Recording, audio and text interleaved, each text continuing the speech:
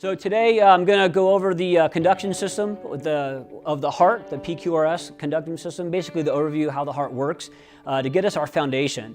Then from there we're going to move on to our commonly missed rhythms, basically some pearls talking about SVT, sinus tachycardia, and then ending with our blocks, our AV blocks 1 through 3. We get a lot of questions from our students initially like, hey, how do we decipher these blocks? What are some tricks of the trade?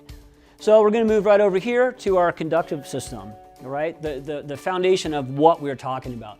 So the overview of this, we want to start, have a rhythm up here. It's a hand-drawn rhythm, basically the 4 things we're really looking at. But we'll start with the P wave. The P wave is our depolarization of the atria. This is usually should be our first upright deflected wave off the isoelectric line. Now we say it's usually the first because it could be inverted. Or there could not be a P wave.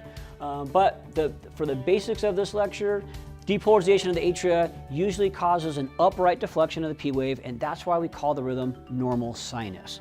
If it's not, if it's a junctional, then we don't call it normal sinus. The next one we very rarely see unless they have like a PE maybe, or an MI, evolving MI is the Q wave. And that is the depolarization of the septum. It has very small electrical current to it. That's the main reason why a lot of times we never really see a true Q wave. Right there, the down sloping between the P and the R. Our isoelectric line would be the baseline that we use the TP segment.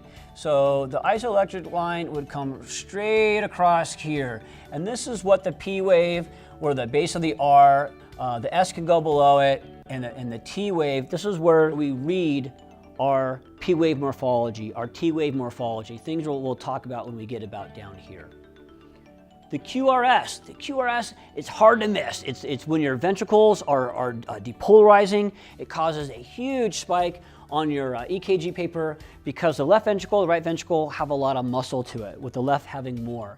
So, you know, it's very hard to mistake this. If the patient doesn't have a QRS on your EKG, there's probably a significant reason why, and we'll pick that up really fast. So it's depolarization of the ventricles.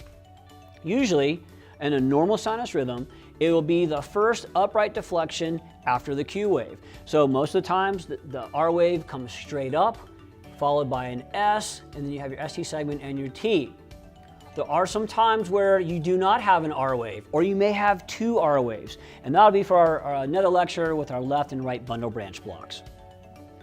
Lastly, the T wave.